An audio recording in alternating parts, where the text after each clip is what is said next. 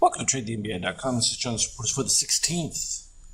A little bit of a power outage here the other day that prevented us from being online, but coming off the tiny little reversal, immediately we shifted right back to cyan under red and took off from there, and we're sort of in that continuation pattern at this particular spot right now.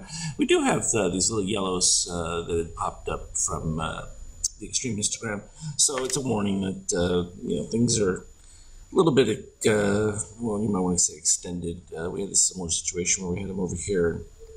You just tend to fill them back. They're not as specific as the red, which are, a short algo, but it just indicates there was a significant amount of algo activity taking place at these particular points. And it's relevant on a daily because that's pretty significant when you have it on a daily chart like that. So likewise here, we're seeing it on the NQ right now, developing for Wednesday. We'll see if it maintains itself through the day. But you can see we've had the reset of the shakeout, starting back up with the histogram, and of course maintained above the 13.5 on the Power Mode 2. So a little bit weaker from a NASDAQ read because you don't have that cyan or red DOC already. And of course the Euro pushing out to new highs as expected, because again, everyone's talking about the U.S. stimulus and whether or not it will be massive if the runoff in Georgia is different, and the belief in some that the election situation is done and over with. So now they're playing in the Biden dynamic. From a gold standpoint, I think it probably, the more chances they believe that some stimulus or a larger package is going to happen, will certainly going to push gold right back up to where it was before. When we look at an intraday, it was pretty darn clean. I mean, you either ended up with cyan under red or your clean DOC spread that then ended up with, well, in this case, it was interesting because we ended up with some no spark. I call that area between this green here and the negative 13.5, so negative 7.5 to the negative 13.5 is usually when you get the dips of the orange on there, unless it's on a P2 coming from a dip that had been below. They tend not to have a whole lot of juice, and you can see this is exactly what happened.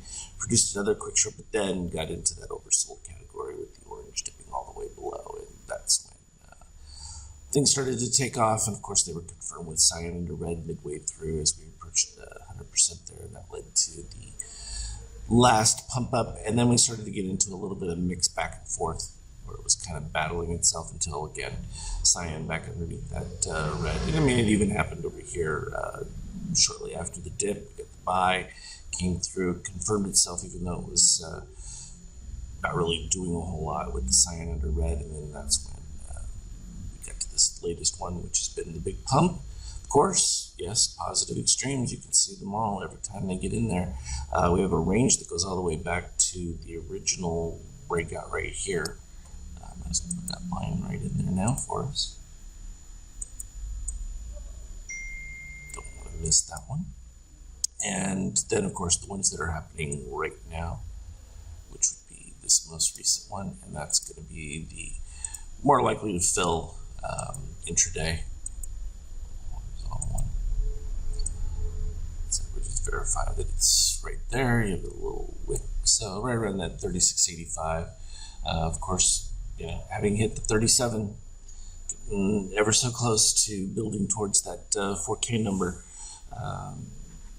Will it be anticlimactic when it happens? Yeah, probably for us, because it's been an expectation for some time. This was the same thing I remember back when the S&P was 800 or 900, and I was talking about 1600, and then up to the 2300, where it was like, what?